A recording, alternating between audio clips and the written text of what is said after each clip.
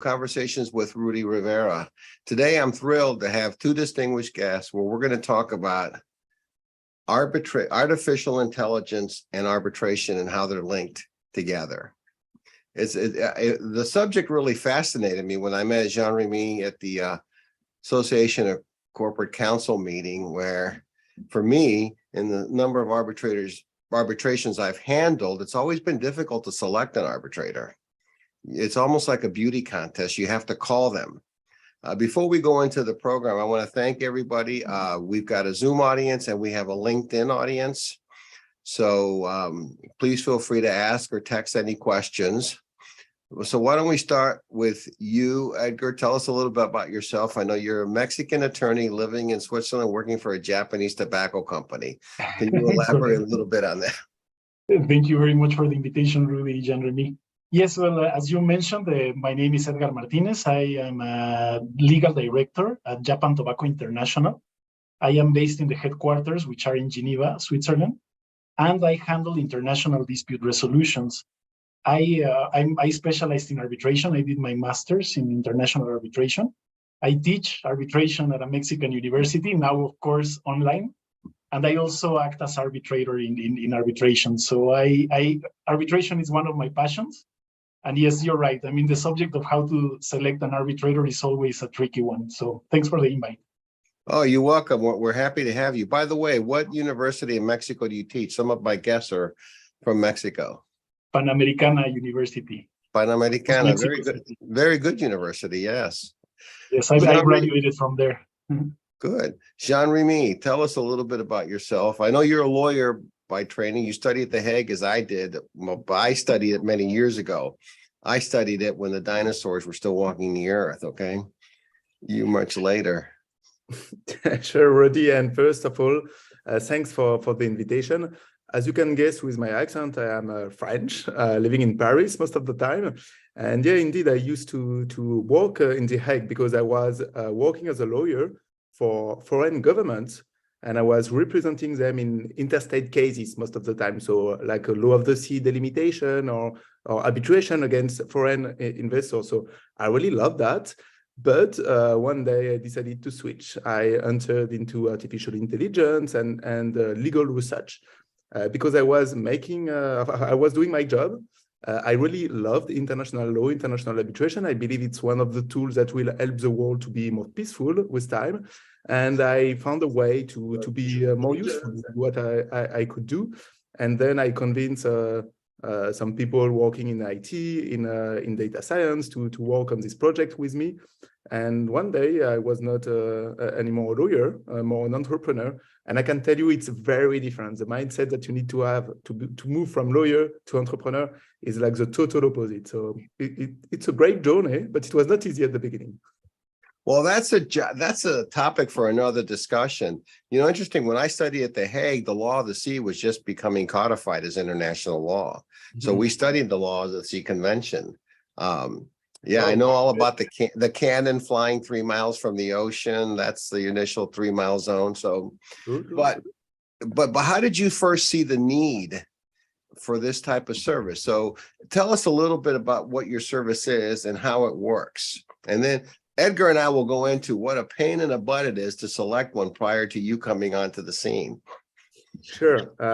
So when I had my first arbitration cases, I quickly realized that the most important decision that parties and counsel have to make is to choose an arbitrator. It will have a huge impact on the issue of the case. And so this process is very important.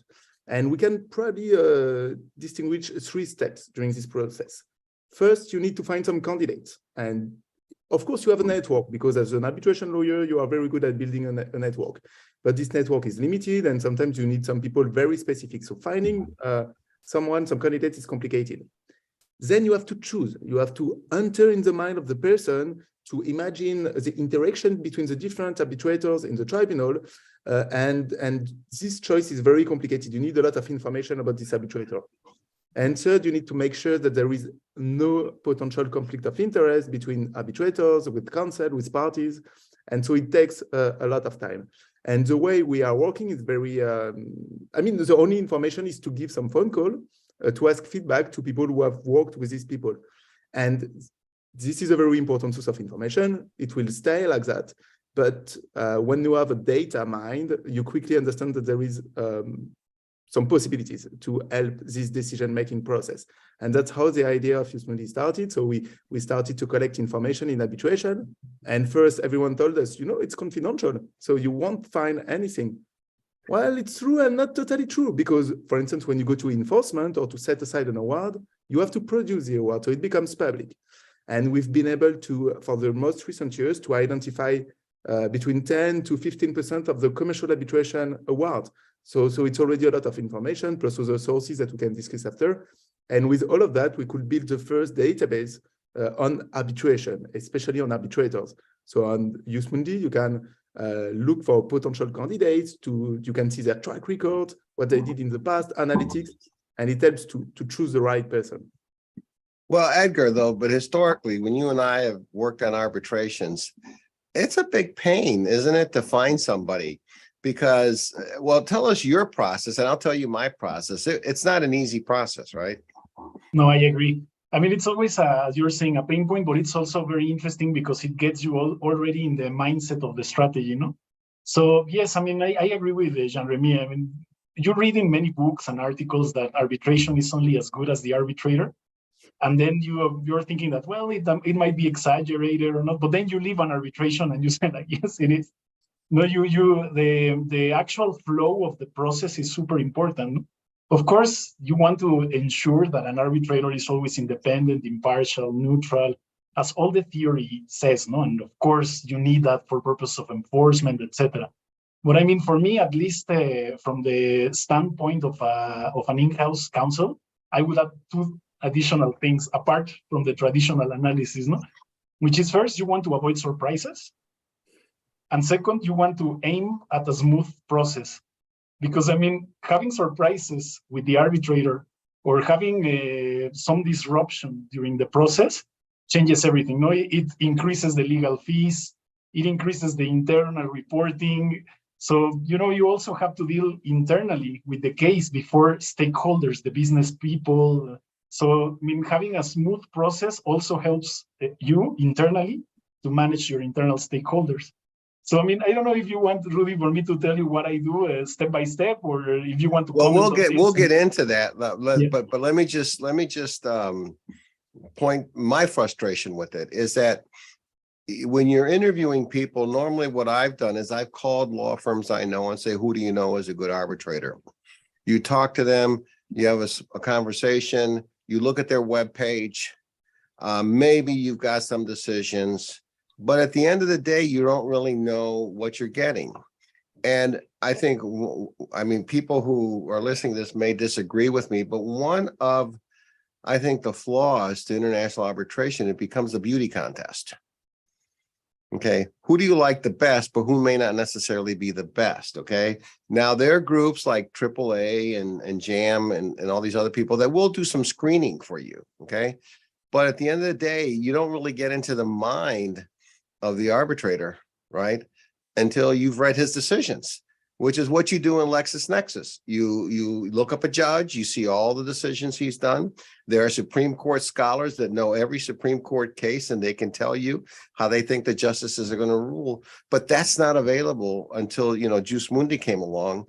That's not available really for guys like us who were working in this deal. I mean, Jean-Rémi, did you see any other tool? I mean, this is the only tool I've ever seen. No, surely Jus Mundi is the first tool that exists in arbitration. That's why it has been adopted by so many law firms and in-house teams in the past 3 years. And it's a good comparison that you do with the court judgments. But when you think of it, choosing the right arbitrator is even more important than choosing your judge, and you have more impact on this choice. So that's at the heart of the decision and the strategy. I agree with Edgar. Is the strategy also that you build globally that will be affected by that. So getting data is really crucial. And now, if you consider, for instance, construction arbitration, especially from the US, like we have most of the arbitration awards that we're able to find. So it's really a game changer. Well, here's how I think it's a game changer is if you're going to have a judge who just does what he feels like, an arbitrator who does what he feels like it, and he knows his opinions are going to be followed, he's going to have to exercise more care in rendering the opinion. So really, like very interestingly, one critic that I've heard about Jus Mundi is that, well, you know, if the award might be accessible, it means that arbitrators will have to write the award correctly. I mean, that should be automatic because parties need, in any case, to accept the decision. It's very important. So the arbitrators have to make this good decision by writing, and it doesn't take months to do it. Exactly. Edgar, you talked about this process. I have a process too, but tell us about yours. Yes, you know, absolutely. before this software came in, I mean, what was the process you went through to find one? Yes. Well, I run actually two processes in parallel. So when I get the case, I contact, of course, external counsel and ask them to make proposal. No, so they always come back with a list. But I do my search in parallel, and I like to see how much does it match. No, so if my research that I do, and you're right, Jean-Rémi. I mean, I think the tool that I use the most is the telephone. Definitely, I call friends and colleagues and say, I mean, what do you think about this arbitrator? No, of course. I mean, every time that you're in a dispute, you want to win, right? But that's probably not the most important. I mean, I think what you want is that the arbitrator is a reasonable person, that it's, again, not going to bring you surprises, and that it's going to guarantee that the process runs smoothly. So, I mean, we always make a case assessment, right? You know, so we know what our weaknesses and we know mistakes that we make and the strengths of our case. So you don't necessarily want an arbitrator that tells you you're going to win, right? But you want someone that you know that they are going to structure the decision properly, and it's not going to come with a decision that it's completely unsupported or it doesn't go in line with all the file that you have. So that's why you need, no? So then that's what I ask. I pick up the phone and call my friends, and as Jean-Rémi is saying, the network that you have built through the years, and say, like, have you had this arbitrator? When you received the award, were you absolutely shocked by the by the decision? No? I mean, how was the arbitrator in the conduct of the process? Because the rest, as I mentioned, it's a given. No? You need to know that it's independent, impartial, neutral, etc. That's a given. But this is an additional process on how to select. And for us in Japan Tobacco, we have a very small and humble database. It's really, really humble and small. So from cases from the previous years, lawyers that have acted as arbitrators in our cases, and I tend to ask the lawyers that were there to give a brief opinion of the arbitrator. No? I mean, what do they think? Like kind of these reviews that you make with the products that you buy. I mean, it's, of course, it's not a product, but someone that tells you, no, I like them. They were very responsive. The decision was fair. We didn't have surprises during the process. And then yes, or sometimes, you know, that you have the opposite, no? So we also know that. No? It's we compare with the law firm. Well, something I want to make sure our audience is aware of. I've been a lawyer for 40 years, probably longer than both of you two combined. Okay. And I always know it. I've won cases I should have lost and lost cases I should have won. That's happened. Anybody who's lawyer. A good friend of mine in St. Louis is a criminal defense lawyer. He says he's never lost a case. His clients don't always do so well, but he says, I get to go home, so I never lose. But when you lose a case or you win a case, you generally know why. Okay. And I think with some of these arbitral awards, you look at them and you think, oh my God, how could this decision be made? You know, one of the famous cases is Toys R Us. You know, anyone's interested, I can give them the case, but like the arbitrator makes an off the wall award, profits are off. But, you know, that's the uncertainty. You know what I'm saying? Is you're likely to, I mean, you can be surprised by a judge, but now you're going to pick the person who surprises you. And there was no way to really go into his mind, you know, that's the thing. Jean-Rémi, tell us how your software, if I'm going to go to you and say, okay, I've got this arbitration pending, I'm looking for one, these are some names that have given to me, tell me what's going to happen next. Sure, Rudy, and what to say, both of you is very interesting, and I will jump on that. So first, what people will do on Juice Mundi, and they will go to our directories that we call Use Connect, and they will look directly for the person. And you will have the profile with all the track record, all the cases, who this person worked with, so you can give phone call if you need, see who were the companies also involved in these cases. And you will have analytics on these decisions that help you to understand the profile of this person. So first is understanding if this person is well suited for your case. And second is going deep in this list of cases to see the other participant, to review the award, and to go deep. And this part is surely the most interesting. You can use the search engine and go into details. And for instance, if you know that force majeure will be crucial in your case, you can see if this person, this arbitrator, already had cases discussing force majeure and how it was decided in these specific cases. So that's the most powerful part of it. And so the two types of information that you will need on Use Connect is first, all these cases, who were the participants, so you can see if this person is reliable or not, if this person is not too busy also, which can be an important aspect. And second is really reading the documents to make your mind. And maybe we'll discuss a bit more artificial intelligence. What we provide is not, this is the best arbitrator for your case, but this is all the information that as a lawyer, as a in-house counsel, you need to review, and you will go directly to the most interesting part, but you need to review that to make your own analysis of who will be the best person, because this choice is so complex, so human, that you need to do it yourself.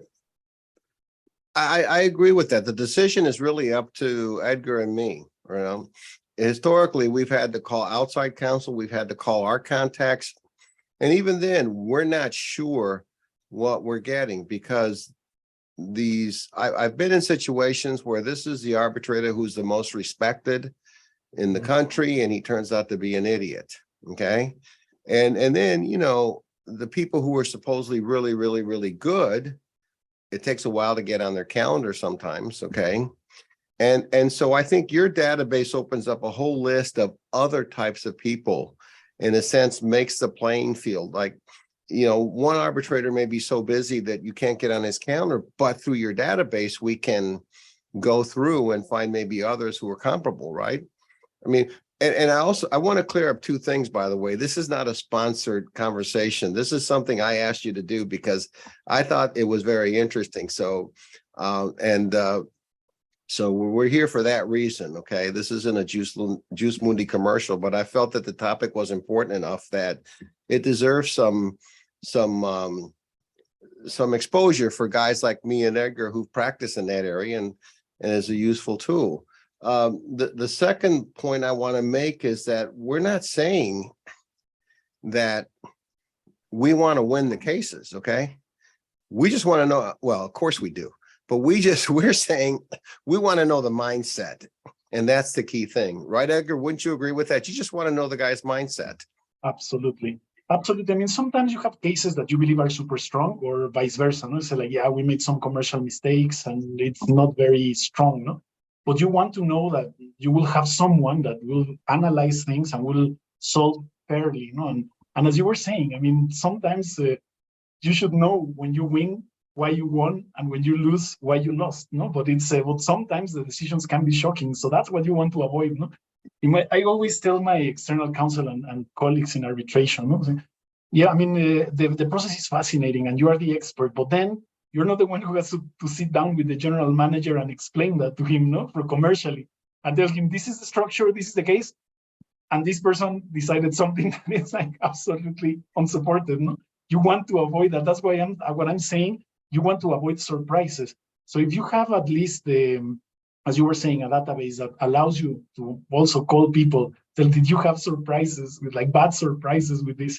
And they tell you, yes, you know, they render an award like that was crazy. I mean, I would tend to not go with that arbitrator. No? You know, I'm laughing, Edgar, because you bring up a really good point, okay? And that is, when we have to report to the GC to say why we lost the case, in an arbitration, the first thing they're going to ask is, how did you choose this guy?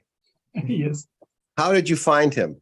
And it's a lot easier to say that we read his opinions, we thought that he was competent, number one. We thought that the way he decided cases, even thought he might lean our way based on the way he decided other cases, but it gives you ammunition with your manager and your GC. And that's really the key. But if you say, oh, well, the lawyer I know in New York picked him, well, that reflects badly on the lawyer in New York, because you're looking at the lawyer in New York, say, how did you find this person? Absolutely. Right. No, and it's always a question that comes directly. I mean, we lost. Why? Who made the decision? Why did we pick it? I mean, it's like in 3 direct sentences. No, in less than 1 minute, you reach to that discussion. I know. In less than 1 minute, you know if you have a job, right? And I mean, when you think of it, like the impact of an arbitration can be so huge for a business. And if there is information available, like awards rendered by this person, and you don't read them before to appoint an arbitrator, it's almost a professional mistake at a point, because it is available somewhere. So you have to check everything that will help you to know if this person is competent or not for your case. So we're not there yet, but with the information becoming mainstream, it's something that you have to do to make sure you will choose the right person or the best. I will go a little bit. Sorry, Ruby. No, go ahead, Edgar. Go ahead. No, I will go a little bit cautious on that, Jean-Rémi, because, for example, if I get to know and I have 5 candidates and I see the awards of 5 candidates, and then I only have 30 days to choose external counsel, to convince internally and make that analysis, we will need your tool to digest it more.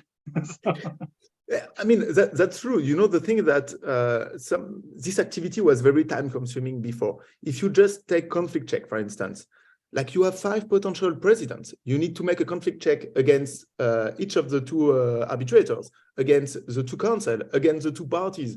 And before, to cross-check the connections, it was taking days of work for each conflict check. Now, on the Juice Mundi, you do that basically in 10 seconds. So it's really reducing a lot the cost to do the conflict check. And so it makes it more available to everyone, because what we heard before is that, oh, I had a budget of 50K for my conflict check, so I did only this aspect. So now for anyone having a little budget for a conflict check, it will allow all parties to have the same weapons to do it correctly.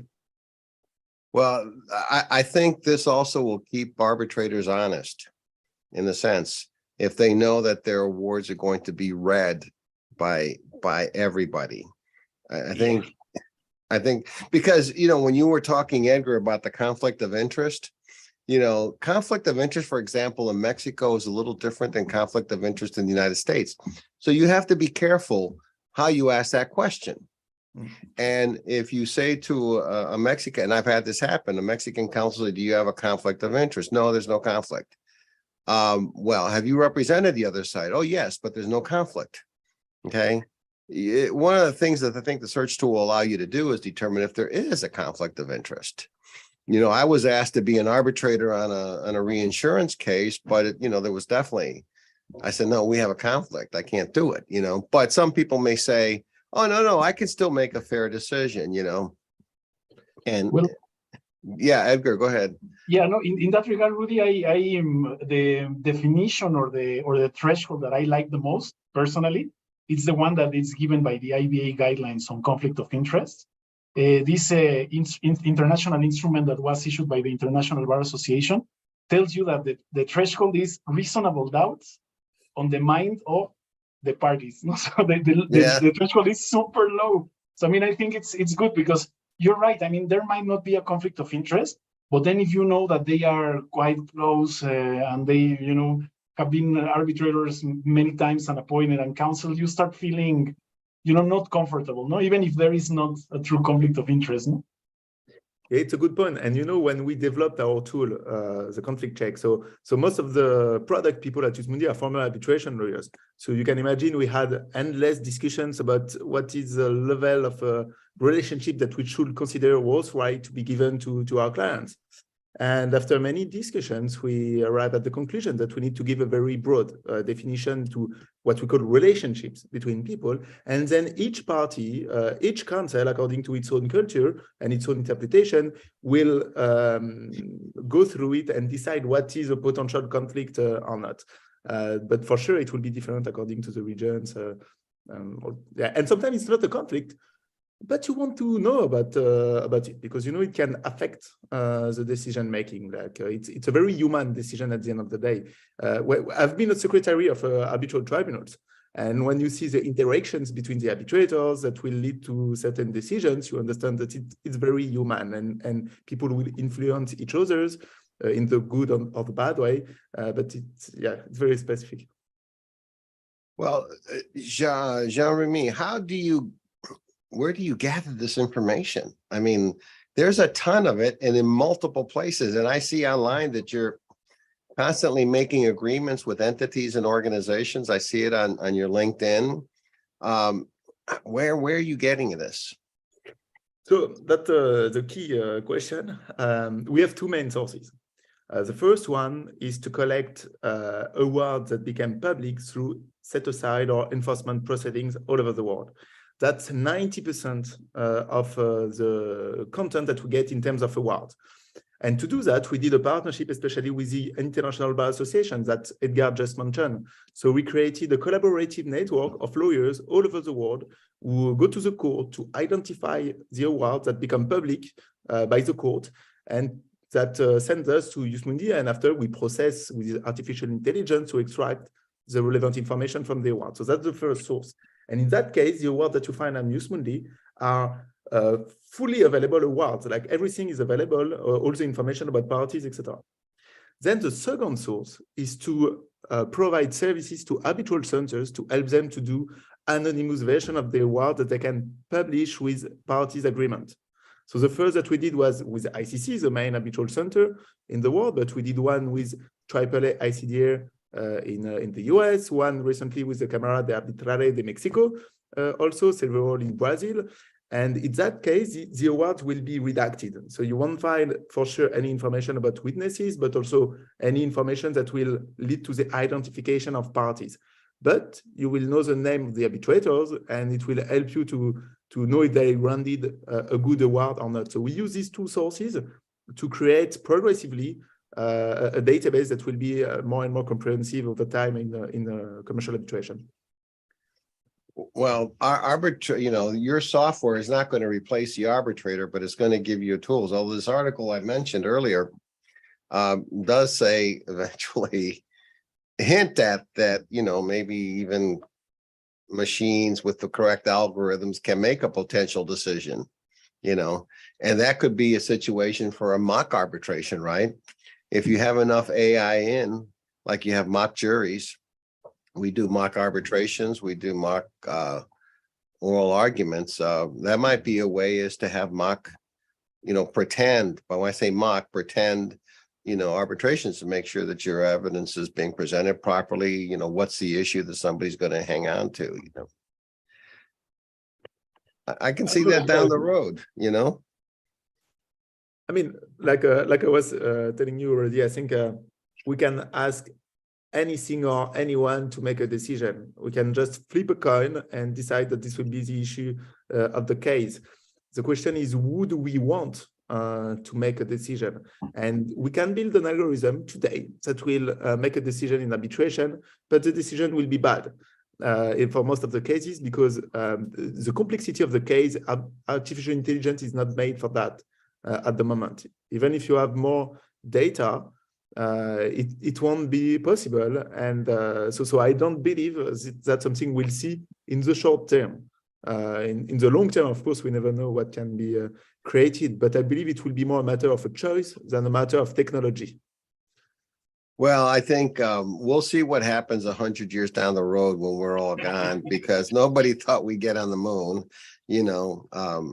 Anything that's been in science fiction movies has come true in some form or another, most things, So I think, and I remember 10, 15 years ago, a lawyer I know in Brazil was getting into artificial intelligence, and he thought it was going to be the next best thing, Can you tell us what is artificial intelligence?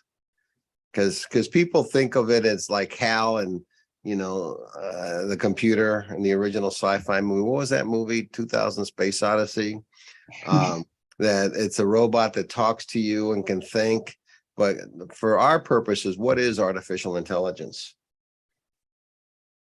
So the way I would describe it is that it's the capacity to use algorithm and data to reach some decisions or to reproduce processes by reproducing the way the human mind is working. So the former way for us, for instance, to process data was to create rules and to ask the machine to follow these rules to achieve a result, okay? When you start using artificial intelligence, you just put the data with its interpretation, and you just run an algorithm to ask the machine to reach the same result without giving any rules.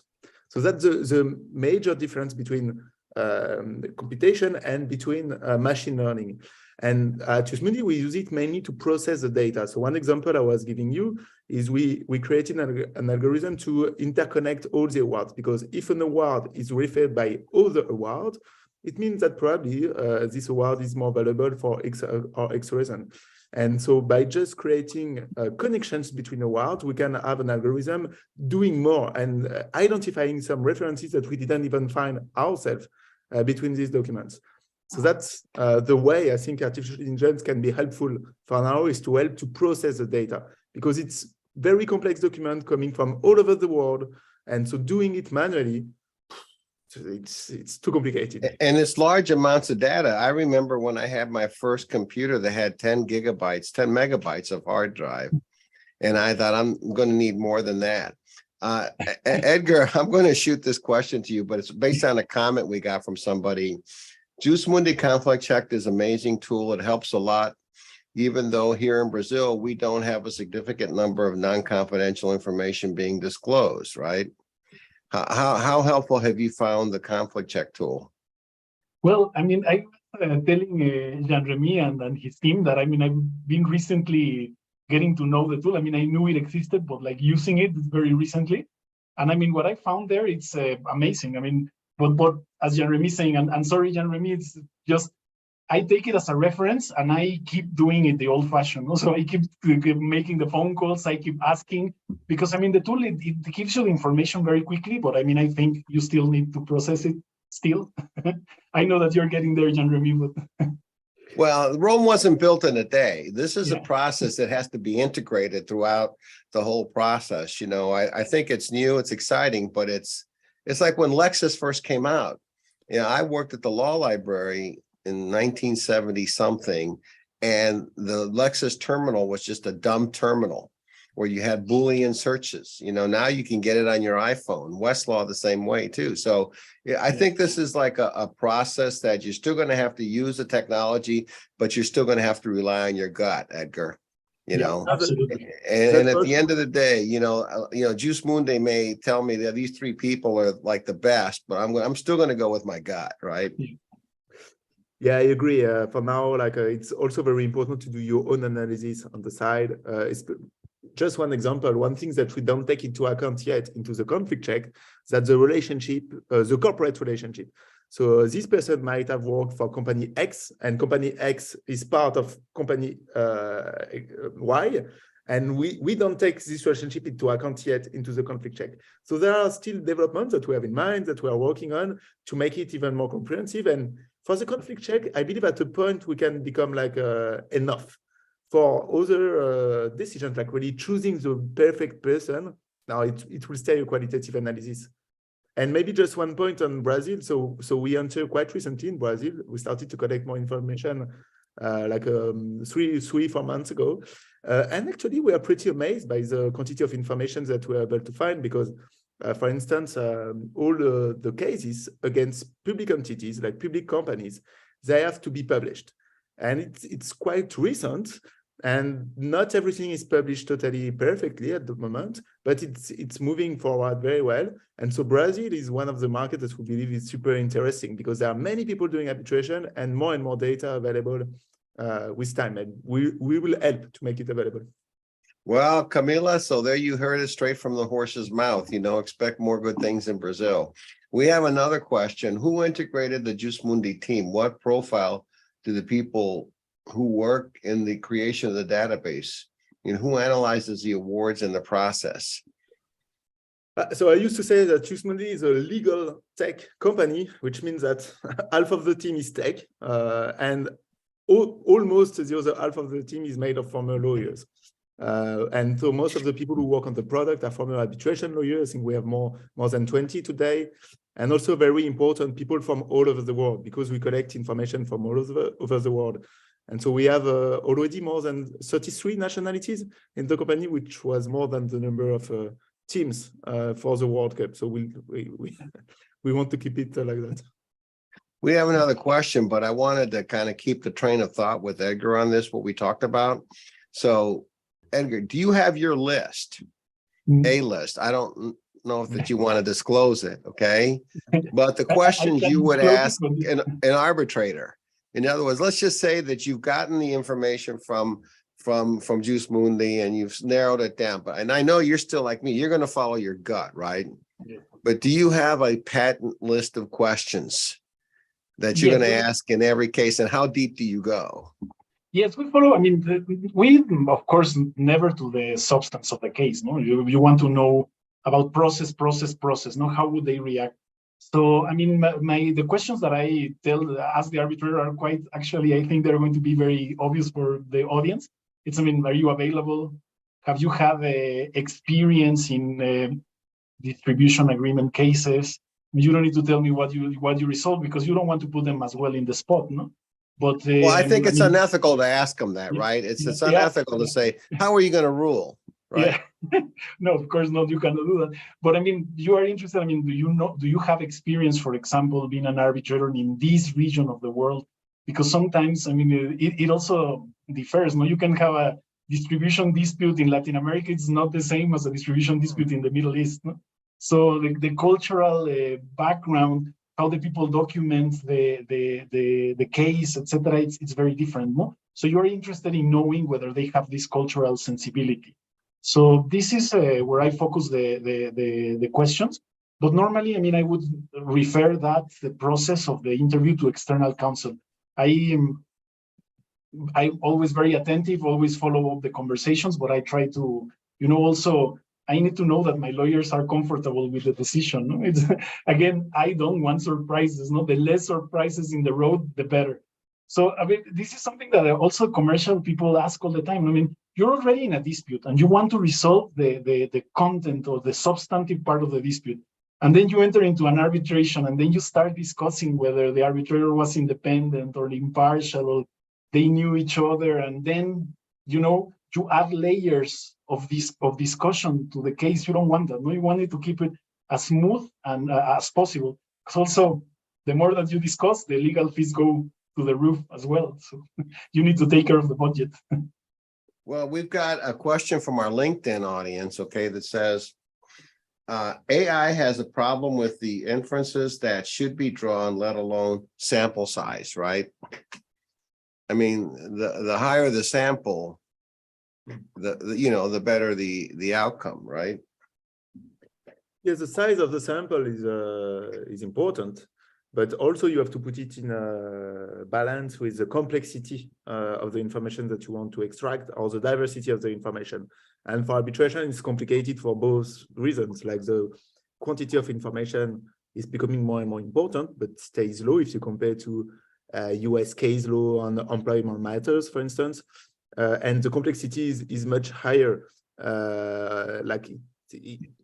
You have to consider so many things. Like if you see a construction contract, and a lot of the answer is about conviction. Like as an arbitrator, you will listen to witnesses and you will make a decision, because at a point you will be convinced by this person and not another person. And this, I don't think it's something that a machine can do in the short term. Well, I think what I understand the question to be is that, you have to really build the big database, right? And right now the database is in its infancy, but it's still good to have, right? Oracle had to start somewhere, right? Jus Mundi has to start somewhere. But I think for guys like me and Edgar, who are like, we're in the thick of the battle most of the time, these are tools that I think are really going to help us.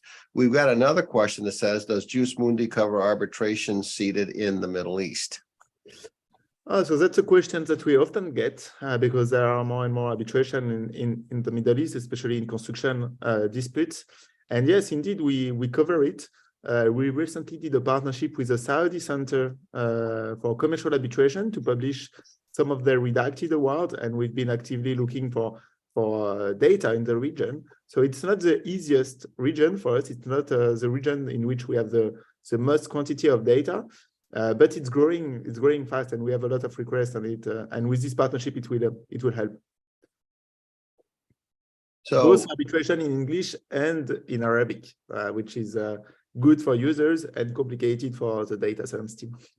I would say it would be complicated to have them and translate them, but I don't know, with virtual translations now, using AI to translate, it's probably more difficult because the alphabet's different, right? Yeah, but so we don't do any translation because our own opinion is that with automatic translation now, you get a big part of the value of the translation, at least enough to understand, and then you will go to a professional translation. So what we do is that we teach our search engine to understand many languages. So when you search a legal concept in English, you will be able to find relevant awards in Arabic, for instance, and you will find the specific part of this relevant award. And then you will use automatic translation tools to work with this award. Well, and Edgar, when you are working on arbitration, obviously you probably do very little in the way of ad hoc arbitrations, right? Yeah, most of them are affiliated with, some type of entity. What are some of the entities you work most with arbitrations? Well, we try to, since we operate in the whole world, we try to give a diversity. Of course, we work with the ICC, but we also work with local institutions, for example, in Brazil. We have worked with local institutions in Asia. But I mean, it's a good question, and that is, I think, really, it's a subject for another talk. Another web, yeah. Oh, definitely. But yeah, we try to diversify. I mean, we're not married with a single institution. Of course, we like some institutions for some regions because we want to avoid surprises and we want to know the budget in advance. It's very important from the in-house perspective. Well, but I think it's very important to pick the right organization. Because what you have is a situation where the arbitral award needs to be enforced. Absolutely. Right? What entity has the best credentials, let's say, with the country you're trying to enforce the arbitral award in, right? So not only do you get into the problem of selecting the arbitrator, but which entity that will provide the arbitrator that will basically be the conduit, the basically sitting as the court clerk, okay? To do that, that's also another important question, right? Absolutely. I mean, many people write AAA into a contract. Many people write the ICC, and you have to know that ahead of time when you're drafting the contract, right? So do you work with your business units in the contract formation to say, hey, is this organization, without naming them, we want to stay away from? This one, these are the ones we can select. Contract attorneys, feel free to select any one of these. Yes, I work as well. Part of my job description is work with my colleagues that draft the contract. And when they are discussing the dispute resolution clause, I do make the analysis. As you can imagine, I mean, I'm only involved in the higher, more complex contracts because, I mean, getting involved in every contract that the company does in the whole world is just impossible, for purpose of time and resources. But I mean, I'm normally involved when this is an international contract. So meaning either headquarters entity, it's going to be entering into a contract with a local distributors then I get involved. If it's local, only the local entity with a local supplier, normally I don't get involved. But of course, I normally try to be available to my legal colleagues all over the world, we act as a one team in JTI. So we're a verticalized function, which means we all report to the general counsel. And they know that I know about arbitration, so I get the telephone calls or emails once in a while. Say like, I'm thinking of this clause. What do you think? No? So yes, I try to give them advice. I get that quite a bit. I've even seen things like non-binding arbitration, or I get asked, well, they want to litigate in Prague. What do you think about litigating in Prague? Well, I love Prague. I love to go to Prague, but it's not a good idea to litigate in Prague when you're a U.S. company because the loser pays cost, right? And yeah, so that's very important too. So Jean-Rémi, for how would Jus Mundi help even before you get into the dispute? Is there some type of database that these contract lawyers are looking for and say, well, we want to arbitrate, but do you also keep information on the organizations that do the work? Yeah, actually, we do the same for organization as we do for an arbitrator, for instance. So and we developed it more because the in-house counsel asked us, because the lawyers are less involved in contract drafting, arbitration lawyers especially.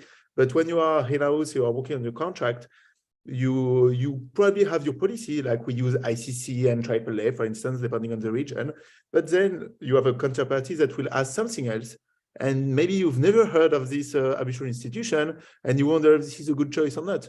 So what we do is that we build analytics on each of these institutions, so you can know in which industries are used the most, what are the type of parties that use this institution, what are the law firms that use them, so you can also add some feedback, and it helps you to make the choice at the contract drafting stage. Well, and some entities will screen their arbitrators well, others won't. I found that, I've worked with AAA, I've worked with JAM, and their arbitrators seem to be pretty well screened. In other words, you're not going to get some, as I like to use the word idiot with arbitration, but you're not going to get some idiot, on there because it's been screened. So I think that part is valuable. So there is a lot to be said for, sticking through organizations, because ultimately you have to look to where the award's going to be enforced and which organization you pick. So you're providing database for that. You're providing information that when the contract lawyers are looking at it and somebody suggests AAA, they suggest ICC, they suggest some other group, you're able to give them information as to which not would be better, but give them data for which they can make the decision. Yeah, no, that's for sure. And we also collect enforcement decisions. So you can look at how these cases have been enforced in several jurisdictions. For now, we don't do yet statistics of enforcement per jurisdiction, but without telling you a secret, that's one of the projects we are working on. That's down the road, right? That's down the road. Well, I can see your company really going to grow, because I think there is a big need for it. I mean, one of the things that I see that's a problem in the international area is the lack of really available data. Okay. You can get on Lexis and Westlaw and get law on pretty much anything, secondary sources, but wanting to find law in Mexico, I'm sure some of it's online. I've seen some of it online, but there's very limited, really, for us to see, especially in civil law countries where there's no precedent setting. That's when you're really, an American expression, buying a pig in a poke. You don't know what you're getting in the bag. And actually, already, if you look a bit at the legal tech ecosystem around the world, there are companies, a bit like Juice Mundi, in many jurisdictions that are making this effort to collect the information, making it more available. I know some in Brazil, some in France, in the US as well. And so there is a global movement all over the world to collect information, make it available, process it with artificial intelligence. And so the specificity of Juice Mundi is to doing for arbitration at the international level also. But clearly the landscape in 10 years will be so different from what it is today or what it was 5 years ago. Well, when I started doing research, we had to go to the library and get the books. And then sometimes people, believe it or not, would hide the books because they didn't want anyone else to do well on the paper. Edgar, as a side question, though, I mean, being a Mexican lawyer working in Geneva, you've got your perspective because you've been educated as a Mexican lawyer, right? I've got my perspective because I've been educated as a US lawyer. And, you know, although I've 30 years, I've worked in Mexico and Latin America, so I got the mindset for that too. But how do you feel that your mindset has helped you in the arbitration world? Because you're arbitrating all over the world, not just Mexico, right? Yes, that's correct. Well, I mean, I like to think of me as an international lawyer. This is the subject that I loved when I was studying at university. I'm also qualified to practice law in France, and I did a master's in international arbitration in Stockholm University. So, I mean, what it's more passionate about for me, it's when I get into a case, the first thing that I want to know is the cultural part. So I start speaking to, for example, if we are having a dispute, let's say that we were mentioning the Middle East, I will call the general managers or my legal colleagues there and start asking questions. How do you do business there? So it's is it something that you just go and have dinner, or it's more formal? How do you introduce yourself? So for me, I'm a passionate of learning this culture, and this is something that a position like I have right now in Japan Tobacco, it's like giving me with a lot of abundance, no? Being able to do that. But I mean, how has it influenced me? I mean, of course, I'm originally a civil lawyer. So yes, I have, sometimes it's hard, no? So you need to, you have your learning curve, and you need to have an open mind all the time. I think that's one of my mottos. Well, and the culture is really important. And by the way, there is another company called NAM. You know, there's JAM, there's AAA. There's a lot of them, and they all do provide, I think, great services for people. I was remiss in not mentioning some of them, but I think, you know, the culture that you bring out is very important. That's one of the things artificial intelligence can't do. It cannot tell you the human aspect of the litigation, and that's where you rely on us as lawyers to go in and find out. I'm a big believer, like you, in going into the town. You know, I attend court hearings. I'm there. I've been in court hearings in Mexico, Haiti, Dominican Republic. I've been in Prague and Romania, because it's only there that I get a sense of what's going on, you know. So I don't think that we should go strictly overboard and do artificial intelligence, because it's never going to replace that human element that we provide, right, Edgar? Even you, Jean-Rémi. I mean, you gotta look at the human element. There's no way you can let the machine make the decision, but it's an incredible tool just to get you the stuff you need to make the decision.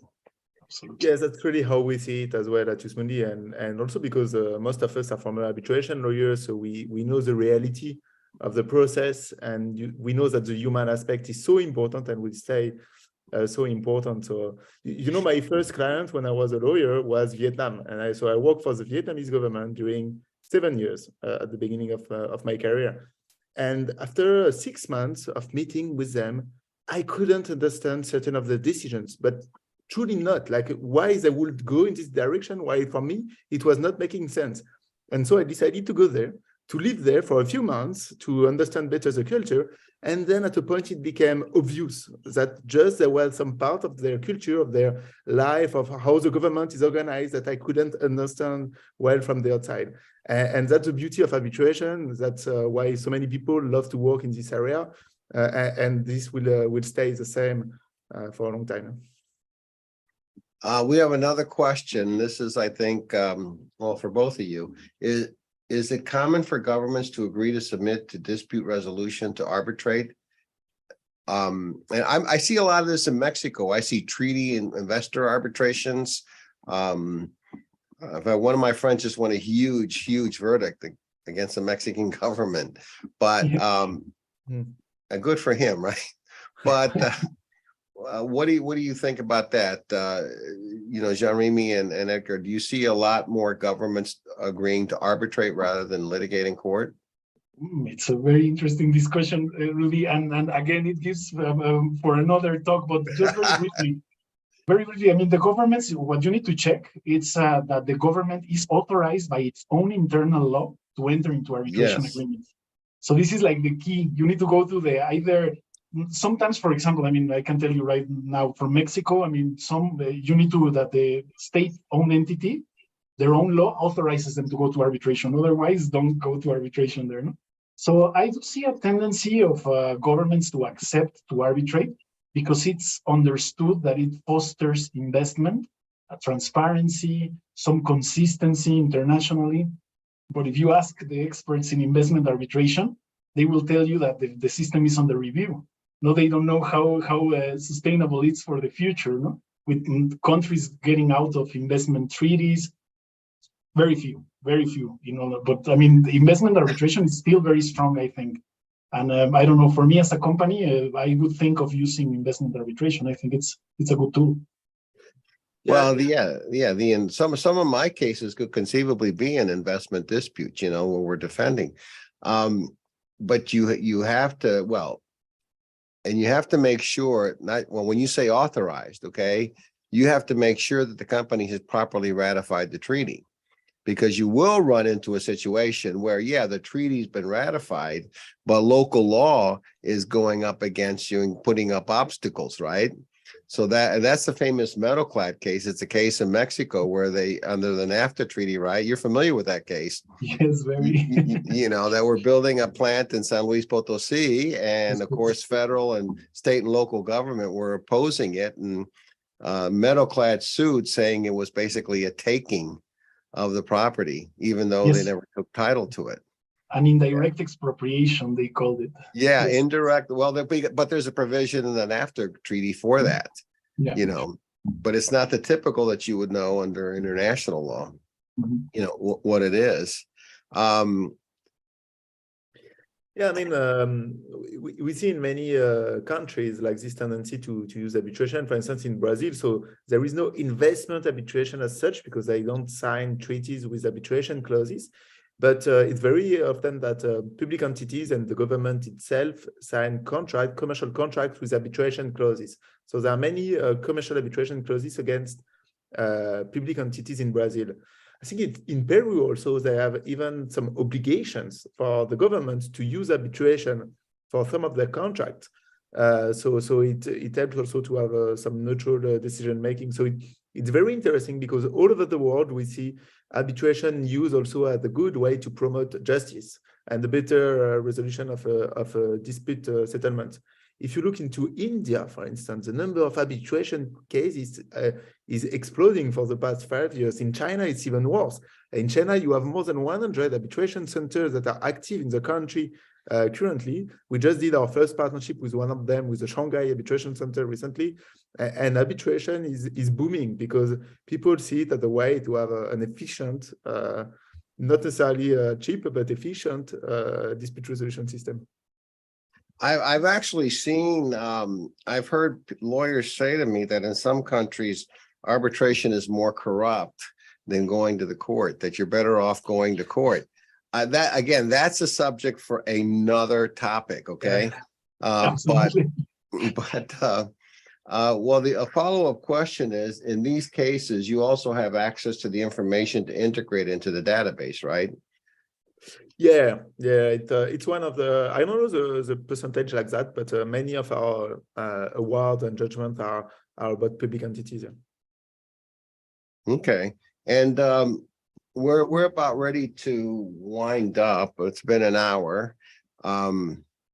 Any final words? And what we're going to do is we're going to close off on LinkedIn. We're going to close off, and we're going to have what Bill Maher does, you know, after hours. So if anybody who's a guest on Zoom would like to talk to, you know, Jean-Rémi and Edgar, you know, now's your time to do it. I have to say, Jean-Rémi, before we close, okay, I did a conversations with Rudy Rivera on the age gap diversity, okay? Now, I see a young guy who's raised a bunch of money, okay, to build a tech company that an old guy like me hadn't been able to do. You know what I'm saying? I see a young guy like Edgar, you know, taking the world by storm in arbitration. So there's a lot to be said for millennials being smart, the young people adding a lot to the world. Yeah, but you know, it's also I told you like the switch from being a lawyer to be an entrepreneur was super complicated, and I've been very lucky to have a experienced entrepreneur who have been successful like 20 years ago, building their own companies, helping me to understand how to do it. Because it's great, you can raise money, you can go quick, but the quicker you want to go, the more chances you have to do mistakes, and the more you will pay a lot of money for your mistakes. So it's not that easy after. Well, that's okay. Yeah. No, that's okay to make mistakes. Believe me, life isn't life if you don't make mistakes. Before we close, Jean-Rémi, you got an arbitration builder clause. Can you send that link out to us? Sorry? You have an arbitration clause link. You texted me. Arbitration clause link? No? Yeah. The model arbitration clauses, you mean? Yeah. But we have the model clauses in the rules of arbitration for each institution, but yeah. Yeah, we can send that out to our guest down the road. So I'll send that out via email. Okay. I'm the Zoom jockey here. You see, I'm running this thing from 3 monitors, you know, so in some ways I have a millennial mindset, You are millennial, yeah. So